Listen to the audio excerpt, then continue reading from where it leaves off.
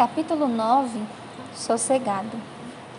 Vida corrida, minutos contados, afazeres e metas a serem cumpridas em tempo recorde e uma geração que se acostuma a ter tudo muito rápido. Comida, transporte, comunicação e o mundo na palma da mão. De repente, tudo se torna urgente. Toda essa urgência criada pelo ser humano e maximizada ainda mais por essa geração tem produzido cada vez mais pessoas ansiosas e sem paz. A verdade é que ninguém está ileso. Esta inquietude é recorrente a todos, sejam cristãos ou não. Jesus disse a Marta: Marta, Marta, você está agitada e preocupada com muitas coisas. Lucas 10:41.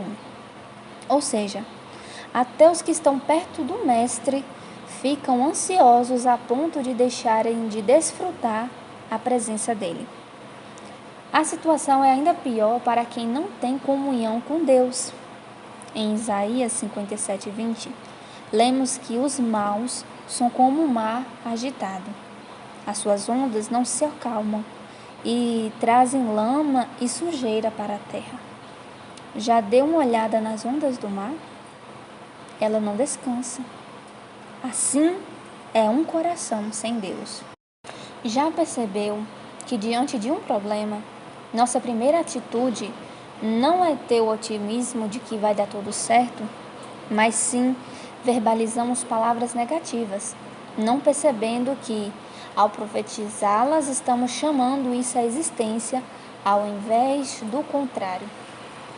Oramos pedindo para Deus falar conosco. Tem até os que procuram profetas para ouvir um direcionamento, achando que eles são iluminados para tal. Revisitamos nossa mente, vemos se não há algo errado, perguntamos se Deus se esqueceu de nós e permitimos que a ansiedade por resposta nos faça questionar tudo e todos. Acontece que algumas vezes não é porque você não é amado, porque está em pecado ou fadado ao fracasso. É só um processo que não tem como pular, avançar fase ou ignorar. É necessário que o tempo passe, as folhas caiam, as dores sejam sentidas e as lições aprendidas. Não estou generalizando situações, pois sei que algumas de fato nos tiram do eixo e nos fazem ter motivos de verdade para sentirmos medo e nos preocuparmos com o amanhã. O fato é que normalmente o que enche a nossa cabeça e tira a nossa paz muitas vezes são problemas que ainda não aconteceram e provavelmente nunca existirão. Acho que serei demitido, pois o chefe está estranho. Devo estar com tal doença porque esses sintomas não param. Na verdade, era só o chefe tendo um dia ruim e a falta de vitamina e minerais no corpo, respectivamente. Sofrer por antecipação. E eu nem posso julgar você, porque também já fiz isso. Meu pai estava prestes a vender nosso sítio onde morávamos e meu sonho era que ele conseguisse isso, para que saíssemos dali e pudéssemos estudar melhor e trabalhar. Não era todo dia que aparecia alguém interessado. Sinceramente, quase nunca.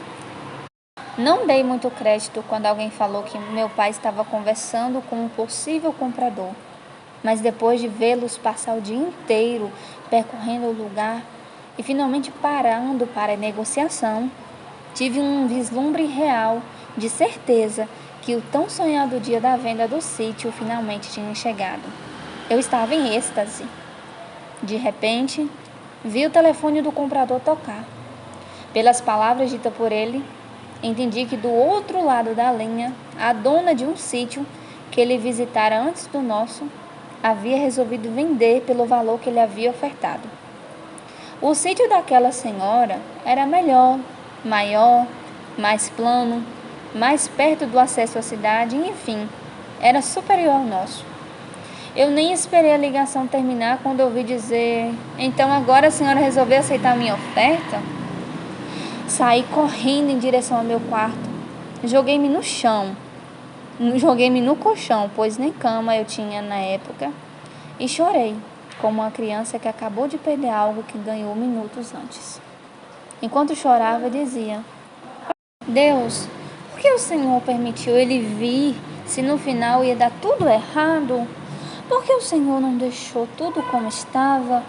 Por que me permitiu sonhar durante esses minutos? Fiz uma série de questionamentos a Deus, chorando decepcionada.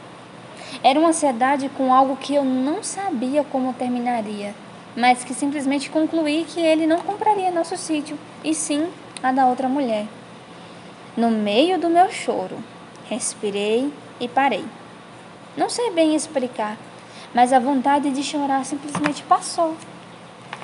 No silêncio pós-choro, consegui ouvir Deus me dizer: você não sabe a maneira que eu trabalho. Também não sabe ainda o fim dessa história. Por que está chorando sem nem saber que decisão o comprador iria tomar? A maneira que eu trabalho é diferente da sua, e eu sempre faço além do que você imagina. Levantei dali como quem de fato entregava a decisão a Deus. Pensei que se aquele não fosse para seu dia da venda, seria outro dia, e que Deus sabia o que estava fazendo. E o que eu não entendesse logo, depois teria esclarecimento da parte dele. O comprador comprou o nosso sítio, na verdade metade dele, mas o valor que ele pagou foi o que pensávamos que venderíamos todo o sítio. É que Deus faz além do que a gente imagina. Precisamos entender que crer em Deus não é acreditar que Ele fará exatamente aquilo que queremos.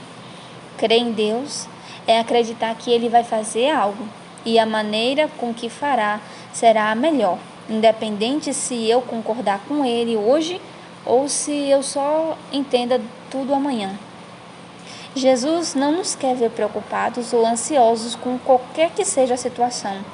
E o segredo para não se sobrecarregar é deixar tudo aos cuidados dele. O sábio conselho de Paulo nos lembra: não se preocupem com nada, mas em todas as orações peça a Deus o que vocês precisem e orem sempre com o coração agradecido. E a paz de Deus, que ninguém consegue entender, guardará o coração, a mente de vocês, pois vocês estão unidos com Cristo Jesus. Filipenses 4, do 6 ao 7. Este é um dos grandes segredos. Contar a Jesus, dizer para Ele dos seus anseios e necessidades. Uma das características do Mestre ao fazer milagres era sempre perguntar: o que você quer que eu faça? Mesmo sendo Ele onisciente e sabendo de tudo, fazia questão de ouvir da parte de quem precisava o que é que Ele quer ou o que ela queria de fato.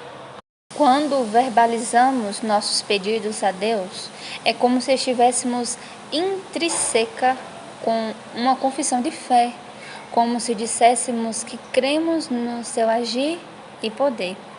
Que o Senhor nos dê a tranquilidade de Pedro, que mesmo sabendo que poderia morrer na manhã seguinte, dormiu na prisão, preso a correntes duplas e entre 2 soldados. Ele escolheu continuar crendo, pois sabia que havia uma igreja intercedendo por ele, e foi para lá que se dirigiu após receber a visita do anjo e o livramento da parte de Deus. Atos 12, do 6 ao 16. Daniel também foi alguém que escolheu dormir em vez de temer a morte. Ele estava em uma cova, entre leões famintos, mas ao perceber que com ele havia um anjo, fez dos leões travesseiro e descansou. Daniel 6, 22.